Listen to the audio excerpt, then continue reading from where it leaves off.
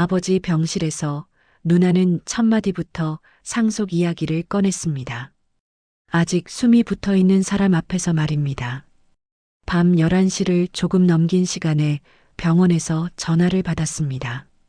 아버지가 뇌출혈로 쓰러져 응급수술을 준비 중이라는 말이었습니다. 잠옷 위에 외투만 걸치고 집을 나섰습니다.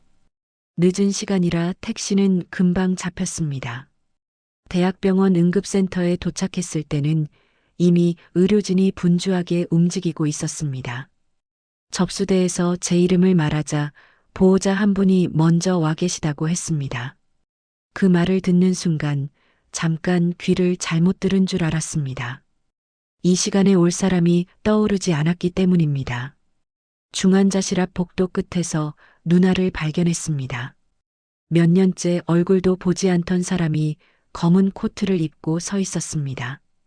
휴대전화를 붙잡고 여기저기 전화를 돌리는 모습이었습니다. 저를 보자 잠깐 시선을 주고는 다시 화면을 내려다봤습니다. 왔어? 잘 됐다. 아버지 재산 정리부터 해야겠어. 그 말이 너무 자연스럽게 나와서 오히려 더 어색했습니다. 수술이 잘 되고 있는지 묻는 말은 없었습니다. 누나 손에는 이미 서류철이 들려 있었습니다.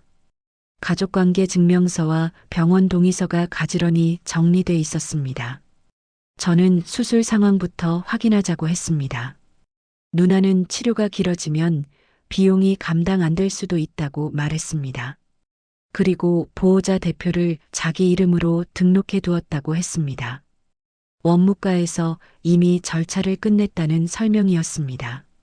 잠시 뒤 간호사가 나와 추가 서명을 요청했습니다. 서류 맨 위에는 누나 이름이 먼저 적혀 있었습니다. 저는 그 옆에 제 이름을 적었습니다. 아버지 일인데도 뒤늦게 합류한 사람처럼 느껴졌습니다. 수술실 문 위에 빨간 불이 켜졌습니다. 복도에는 기계 소리와 바퀴 끄는 소리가 섞여 울렸습니다. 누나는 벽에 기대서서 휴대전화 계산기를 두드리고 있었습니다. 치료비 예상 금액을 검색하는 화면이 스쳐 지나갔습니다. 아버지는 아직 수술대 위에 계셨습니다. 그런데 우리는 벌써 돈 이야기를 하고 있었습니다. 그 사실이 마음을 더 무겁게 눌렀습니다. 저는 중환자실 문을 바라보며 숨을 길게 내쉬었습니다. 오늘 밤이 길어질 거라는 예감이 들었습니다. 수술실 불이 켜진 채로 시간이 흘렀습니다. 의자에 앉아 있어도 몸이 계속 앞으로 쏠렸습니다. 아버지가 어떻게 되고 있는지 아무도 알려주지 않았습니다. 그 사이 누나는 자리를 비우더니 원무과 쪽으로 향했습니다. 잠시 뒤 간호사가 나와 보호자 확인을 요청했습니다. 대표 보호자가 필요하다는 말이었습니다. 누나는 이미 서류를 들고 서 있었습니다. 가족관계 증명서와 신분증을 자연스럽게 내밀었습니다. 제가 먼저 왔고 서류도 다 있습니다. 그 말에 원무과 직원은 고개를 끄덕였습니다. 나는 그제야 상황을 따라가듯 뒤늦게 서류를 찾기 시작했습니다. 집에 두고 온 가족관계 증명서가 떠올랐습니다. 그 순간 보호자 대표란 자리가 누나 쪽으로 기울고 있다는 걸 느꼈습니다. 병원은 선착순 원칙을 설명했습니다. 대표 보호자 한 명만 지정할 수 있다고 했습니다. 나는 공동 보호자로만 등록되었습니다. 서류상 이름이 두 번째로 적혔습니다. 잠시 후 의료사회복지사가 상담실로 안내했습니다. 중환자실 장기 입원 가능성과 치료비 이야기가 나왔습니다. 하루 이틀 문제가 아니라는 설명이 이어졌습니다. 금액 단위가 커질수록 누나의 눈빛이 달라졌습니다. 그래서 지금까지 얼마나 들 수 있나요? 사회복지사는 정확한 금액은 알 수 없다고 했습니다. 대신 보호자가 직접 재산과 보험을 확인해 보라고 안내했습니다. 병원에서는 금융 조회를 할 수 없다는 말도 덧붙였습니다. 그 설명을 듣자 누나는 고개를 끄덕이며 바로 메모를 했습니다. 나는 치료 방향부터 듣고 싶었습니다. 아버지 상태가 어떤지, 가능성은 있는지 묻고 싶었습니다. 하지만 대화는 계속 비용과 절차 쪽으로 흘러갔습니다. 누나는 중간중간 고개를 끄덕이며 계산을 하고 있었습니다. 상담이 끝나자 누나는 곧바로 아버지 가방을 챙겼습니다. 통장과 휴대전화가 있는지 확인했습니다. 나는 그 행동이 너무 빠르다고 느꼈습니다. 아버지가 아직 살아계신데 벌써 정리부터 하는 것 같았습니다. 나 은행 좀 다녀올게. 그 말을 남기고 누나는 병원을 나섰습니다. 나는 중환자실 앞 의자에 다시 앉았습니다. 대표 보호자는 누나였고 나는 병실을 지키는 사람만 남았습니다. 그 사실이 그제야 현실로 와 닿았습니다. 누나가 병원을 나간 뒤 복도는 갑자기 조용해졌습니다. 중환자실 유리창 너머로 아버지 얼굴이 희미하게 보였습니다. 산소 마스크와 기계 소리만 규칙적으로 이어졌습니다. 나는 보호자 의자에 앉아 휴대전화를 쥔 채 아무것도 하지 못했습니다. 시간이 멈춘 것처럼 느리게 흘렀습니다. 간호사가 상태를 설명해 주었습니다. 수술은 끝났지만 의식 회복은 지켜봐야 한다고 했습니다. 오늘 밤이 고비라는 말도 덧붙였습니다. 나는 고개만 끄덕였습니다. 무슨 말을 더 해야 할지 떠오르지 않았습니다. 1시간쯤 지났을 때 누나에게서 메시지가 왔습니다. 은행에 도착했고 대기 인원이 많다는 내용이었습니다. 번호표와 통장, 신분증이 테이블 위에 놓여 있었습니다. 마치 업무 처리 보고를 받는 기분이 들었습니다. 나는 답장을 하지 않았습니다. 아버지 손을 한 번이라도 더 잡고 싶었습니다. 중환자실 면회 시간에 맞춰 잠깐 안으로 들어갔습니다.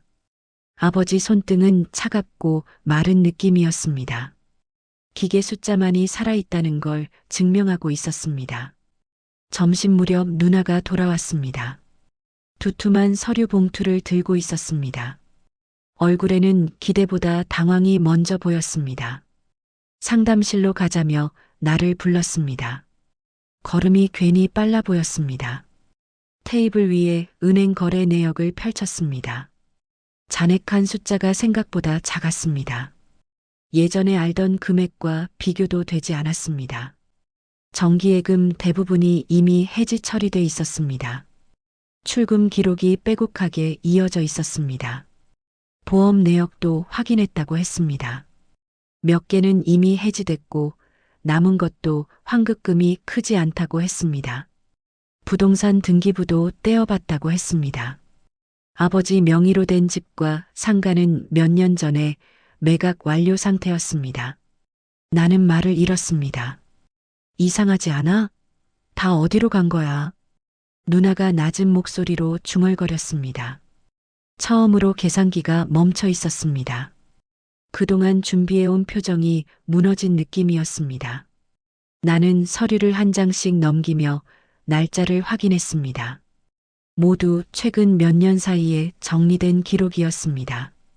큰 돈이 남아있을 거라는 전제부터 틀렸다는 걸 깨달았습니다. 아버지는 이미 오래전부터 뭔가를 준비하고 있었던 겁니다. 누나는 다시 변호사에게 연락해 보겠다며 전화를 걸었습니다. 목소리에 조급함이 묻어났습니다. 병실 공기가 묘하게 달라졌습니다. 돈이 많아서 싸울 줄 알았습니다. 그런데 정작 남은 게 거의 없다는 사실이 먼저 드러났습니다. 아버지 병상 옆에서 우리는 계산이 아니라 흔적을 쫓고 있었습니다. 이제 싸움의 방향이 완전히 바뀌고 있다는 걸 느꼈습니다. 뭔가 더 숨겨진 게 있을 거라는 예감이 들었습니다. 누나는 서류를 다시 봉투에 넣으며 한숨을 쉬었습니다. 아까와는 다르게 계산이 맞지 않는 얼굴이었습니다. 그동안 자신 있게 움직이던 태도가 잠시 흐트러졌습니다. 나는 그 모습을 지켜보며 아무 말도 하지 않았습니다. 잠시 뒤 담당 의사가 상담실로 들어왔습니다. 아버지 상태에 대해 다시 설명하겠다고 했습니다. 의식 회복 가능성은 높지 않지만 아직 단정할 단계는 아니라고 했습니다. 며칠은 지켜봐야 한다는 말이 이어졌습니다. 그 시간 동안 치료는 계속 필요하다고 했습니다. 의사는 연명 치료 여부에 대한 설명도 덧붙였습니다. 지금 당장 결정할 상황은 아니지만 보호자의 의견이 중요하다고 했습니다. 그 말을 듣자 누나는 곧바로 치료 기간과 비용을 물었습니다. 나는 아버지 반응 가능성부터 다시 확인했습니다. 의사는 두 질문을 번갈아 받으며 답했습니다. 누나는 치료가 길어질수록 부담이 커진다고 말했습니다. 현실적인 판단이 필요하다는 표현을 반복했습니다. 나는 최소한 며칠은 더 지켜보자고 했습니다. 아버지가 아직 숨쉬고 있다는 사실을 강조했습니다. 말이 길어질수록 공기가 딱딱해졌습니다. 의사는 보호자 간 합의가 필요하다고 했습니다. 대표 보호자는 누나 이름으로 등록돼 있다고 확인했습니다. 최종 결정 권한이 누나에게 있다는 설명이었습니다. 그 말에 누나 어깨가 조금 펴졌습니다. 나는 아무 말 없이 고개를 숙였습니다. 상담이 끝나고 병실 앞으로 돌아왔습니다. 중환자실 문 앞 의자에 나란히 앉았습니다. 잠시 침묵이 흘렀습니다. 누나는 휴대전화를 만지작거리며 무언가를 계산하고 있었습니다. 나는 아버지 심전도 소리만 듣고 있었습니다. 잠시 뒤 누나가 조심스럽게 말을 꺼냈습니다. 치료를 언제까지 이어갈 수 있을지 정해야 한다고 했습니다. 이제는 감정이 아니라 판단의 문제라고 덧붙였습니다. 나는 그 말이 너무 빨리 나온 것 같다고 느꼈습니다. 아버지 얼굴을 한 번도 제대로 보지 않고 한 말 같았습니다. 나는 최소한 오늘은 아무 결정도 하지 말자고 했습니다. 담당 의사 말대로 시간을 조금 더 갖자고 요청했습니다. 누나는 못마땅한 표정을 지었지만 바로 반박하지는 않았습니다. 아마 계산이 아직 끝나지 않았기 때문일 겁니다. 치료보다 숫자가 먼저 정리돼야 하는 사람처럼 보였습니다. 면회 시간이 끝나고 복도에 사람 발소리가 줄었습니다. 누나는 의자에 앉아 졸다 깨기를 반복했습니다. 나는 한 번도 눈을 붙이지 못했습니다. 아버지가 이 상황을 알고 있다면 어떤 표정을 지을지 떠올렸습니다. 그날 밤 우리는 같은 병실 앞에 있었지만 전혀 다른 생각을 하고 있었습니다. 나는 아버지가 살아있는 시간을 붙잡고 싶었고 누나는 남아있는 시간을 계산하고 있었습니다. 그 차이가 점점 더 선명해지고 있다는 걸 느꼈습니다. 다음 날 아침 병동 창문 사이로 햇빛이 들어왔습니다. 밤새 한숨도 못 잤지만 이상하게 정신은 또렷했습니다. 누나는 일찍부터 복도를 서성였습니다. 손에는 어제 가져온 서류 봉투가 여전히 들려 있었습니다. 무언가 더 확인해야 한다는 얼굴이었습니다. 아침 회진이 끝난 뒤 우리는 다시 상담실로 내려갔습니다. 누나는 은행 거래 내역을 테이블 위에 펼쳤습니다. 출금 날짜에 동그라미를 치며 하나씩 짚었습니다.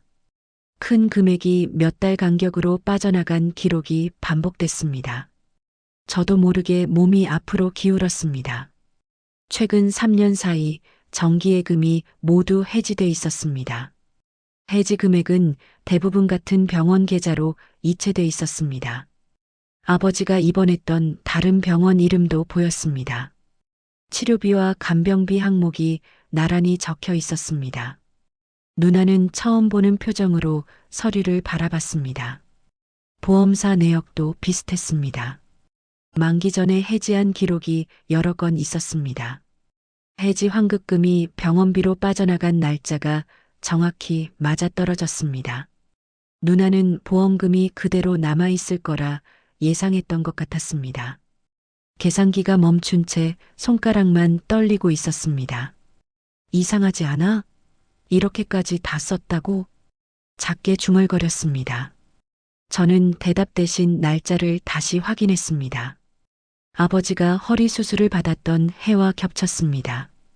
요양병원에 계셨던 시기도 그대로 찍혀 있었습니다. 돈이 사라진 게 아니라 치료비로 흘러간 흔적이었습니다. 부동산 등기부도 다시 펼쳤습니다. 상가 한 채, 작은 집 한 채가 차례로 매각돼 있었습니다.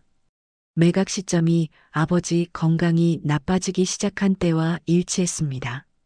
급하게 처분한 느낌이 아니라 계획적으로 정리한 기록이었습니다.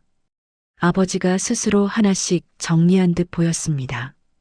그때 사회복지사가 다시 상담실로 들어왔습니다. 장기 입원 환자 중에는 재산을 미리 정리하는 분들이 많다고 했습니다. 자식들 부담 줄이려고 하는 선택이라고 덧붙였습니다. 그 말을 듣는 순간 머리가 조용해졌습니다. 아버지가 그 부류였다는 생각이 들었습니다. 누나는 변호사에게 전화를 걸었습니다. 혹시 다른 계좌나 숨겨진 재산이 있는지 확인해 달라고 했습니다. 목소리가 전날보다 날카로워졌습니다. 무언가 놓친 게 있어야 마음이 놓일 것 같은 태도였습니다. 저는 그 모습을 가만히 지켜봤습니다. 전화를 끊은 뒤 누나는 한동안 말이 없었습니다. 처음 병원에서 봤던 자신감이 사라져 있었습니다. 재산을 나누는 싸움이 될 줄 알았는데 남은 게 거의 없다는 사실이 더 당황스러운 듯 했습니다. 저 역시 마음이 복잡해졌습니다. 돈이 많아서 문제가 생긴 줄 알았습니다. 그런데 아버지는 이미 대부분을 써버리고 정리해버리고 비워둔 상태였습니다. 우리가 싸울 이유 자체가 없어지는 방향으로 말입니다. 그 의도가 조금씩 보이기 시작했습니다. 이제 남은 건 아버지가 왜 그렇게 했는지 확인하는 일뿐이었습니다. 오후가 되자 누나 휴대전화로 전화 한 통이 걸려왔습니다. 어제 연락해둔 변호사라고 했습니다. 병원 근처에 와 있으니 잠깐 보자는 말이었습니다. 누나는 서류 봉투를 다시 챙기며 자리에서 일어났습니다. 저도 자연스럽게 뒤따라갔습니다. 상담실에는 정장을 입은 중년 남자가 앉아 있었습니다. 아버지 이름을 확인하고 고개를 숙였습니다. 예전에 아버지가 몇 차례 상담을 받았던 기록이 있다고 했습니다. 저는 그 말이 의외였습니다. 아버지가 변호사를 따로 만났다는 사실을 처음 알았기 때문입니다. 변호사는 준비해 온 파일을 열었습니다. 재산 변동 내역과 처분 기록이 날짜 순으로 정리돼 있었습니다. 부동산 매매 계약서, 사본, 보험 해지 확인서, 계좌 이체 내역이 차례로 나왔습니다. 모두 아버지 서명이 직접 들어간 문서였습니다. 최근 몇 년 동안 꾸준히 진행된 정리였습니다. 상가 한 채는 3년 전에 매각됐다고 했습니다. 매각 대금 대부분은 병원비와 간병비로 사용됐습니다. 작은 아파트도 2년 전에 처분됐습니다. 그 돈 역시 요양병원 비용으로 빠져나갔습니다. 남은 건 생활비 정도뿐이라고 했습니다. 보험도 비슷했습니다. 암보험과 실손보험 일부는 만기 전에 해지됐습니다. 환급금이 통장으로 들어왔다가 곧바로 병원비로 이체됐습니다. 아버지는 돈을 숨긴 게 아니라 이미 써버린 상태였습니다. 누나는 조급하게 물었습니다. 혹시 다른 명의 재산이나 비밀 계좌는 없냐고 했습니다. 변호사는 고개를 저었습니다. 등기와 금융 조회 결과 추가 자산은 없다고 단정했습니다. 법적으로 상속할 만한 규모가 아니라고 했습니다. 상속세 대상도 되지 않는다는 말이 이어졌습니다. 남은 예금은 소액이고 병원비 정산하면 거의 남지 않는다고 했습니다. 변호사는 오히려 가족 분쟁이 없을 상황이라고 설명했습니다. 그 말이 이상하게 씁쓸하게 들렸습니다. 싸울 재산조차 없다는 뜻이었으니까요. 누나는 말이 없어졌습니다. 서류를 넘기던 손이 멈췄습니다. 어제까지 계산기를 두드리던 모습이 떠올랐습니다. 모든 준비가 한순간에 의미 없어진 표정이었습니다. 변호사는 마지막으로 한마디 덧붙였습니다. 아버지가 생전에 자식들 싸우지 않게 정리하겠다고 말했다고 했습니다. 그래서 미리 처분을 서두른 것 같다고 했습니다. 그 말을 듣는 순간 가슴이 묘하게 먹먹해졌습니다. 아버지가 우리를 알고 있었다는 생각이 들었습니다. 상담실을 나와 복도로 걸어왔습니다. 누나는 한동안 아무 말도 하지 않았습니다. 병실 문이 보이자 발걸음이 더 느려졌습니다. 우리가 기대했던 상속은 이미 몇 년 전에 끝난 일이었습니다. 이제 남은 건 병실 안아버지 한 사람뿐이었습니다. 변호사 상담이 끝난 뒤 병동으로 돌아오는 길이 이상하게 길게 느껴졌습니다. 엘리베이터 안에는 우리 둘뿐이었습니다. 누나는 휴대전화를 들여다보며 계속 무언가를 검색했습니다. 아마 다른 방법이 없는지 찾고 있는 것 같았습니다. 저는 아무 말도 하지 않았습니다. 병실 앞에 도착하자 간호사가 저를 불렀습니다. 오늘 병원비 중간 정산을 해야 한다고 했습니다. 입원 기간이 길어질수록 보증금이 필요하다고 설명했습니다. 대표 보호자 서명이 필요하다는 말도 덧붙였습니다. 누나 쪽을 자연스럽게 바라봤습니다. 누나는 잠시 서류를 넘기더니 얼굴을 찌푸렸습니다. 예상보다 금액이 크다는 말부터 했습니다. 치료가 언제 끝날지도 모르는데 부담이 너무 크다고 했습니다. 저는 필요한 만큼 먼저 내자고 했습니다. 아버지 치료가 우선이라고 생각했습니다. 난 지금 당장 큰 돈은 힘들어. 누나가 낮게 말했습니다. 현실적으로 감당이 안 된다고 했습니다. 그 말이 이해되지 않는 건 아니었습니다. 하지만 어제까지 재산 계산하던 사람이 갑자기 물러서는 모습이 낯설었습니다. 마치 계산이 틀리자 관심이 사라진 느낌이었습니다. 결국 병원비는 각자 절반씩 부담하기로 했습니다. 카드 단말기에 제 카드가 먼저 올라갔습니다. 영수증이 길게 출력됐습니다. 누나는 한숨을 쉬며 자기 카드도 내밀었습니다. 표정에 짜증이 그대로 드러났습니다. 정산을 마치고 나오자 누나는 갑자기 말을 꺼냈습니다. 이 정도 상황이면 자기가 계속 있을 필요는 없을 것 같다고 했습니다. 어차피 재산도 없고 할 일도 많다고 했습니다. 대표 보호자 자리도 저에게 넘기겠다고 했습니다. 말이 너무 빨랐습니다. 원무과에서 보호자 변경 서류를 다시 작성했습니다. 이번에는 제 이름이 맨 위에 적혔습니다. 펜을 쥔 손이 묘하게 무거웠습니다. 처음 왔을 때와 정반대 상황이었습니다. 누나는 옆에서 무심하게 휴대전화를 보고 있었습니다.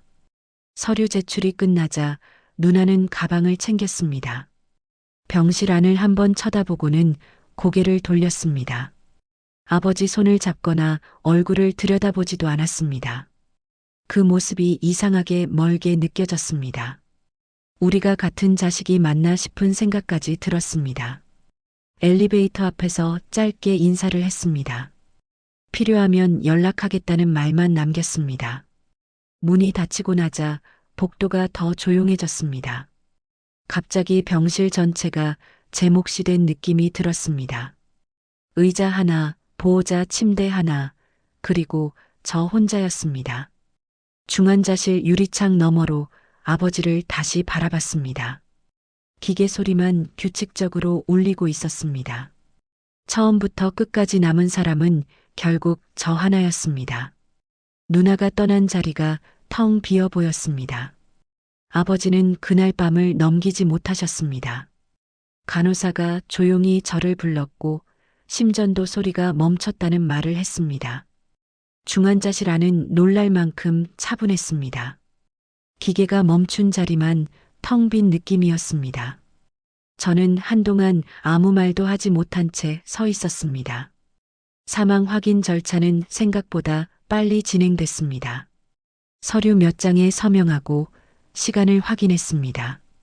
보호자 이름 옆에는 제 이름만 적혀 있었습니다. 누나에게 연락을 했지만 바로 연결되지는 않았습니다. 부재중 표시만 남았습니다. 장례식장은 조용했습니다. 급하게 준비한 빈소에는 친척 몇 명만 들렀습니다.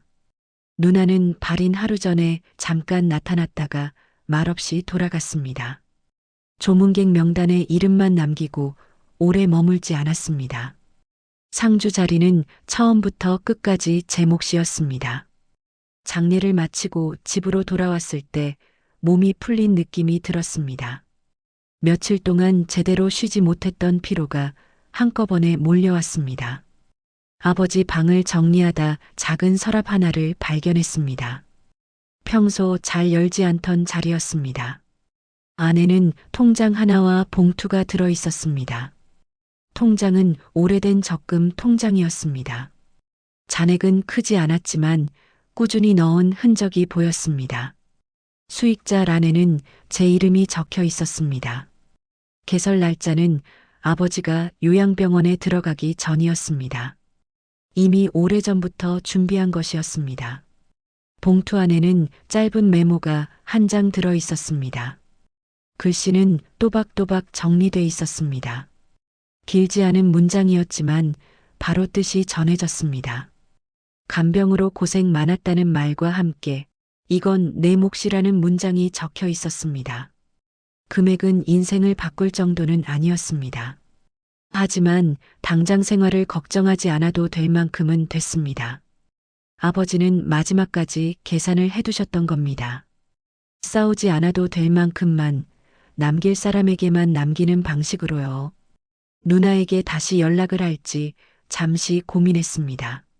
하지만 결국 휴대전화를 내려놓았습니다. 이미 선택은 끝난 일 같았습니다. 아버지가 정리해둔 방식 그대로 두는 게 맞다고 느꼈습니다. 집안이 조용해졌습니다. 며칠 전 병실의 기계 소리가 아직 귀에 남아 있었습니다. 그 소리 대신 메모 한 장이 마음을 채웠습니다. 아버지는 많은 걸 남기지 않았습니다. 하지만 남길 사람에게는 정확히 남기고 가셨습니다.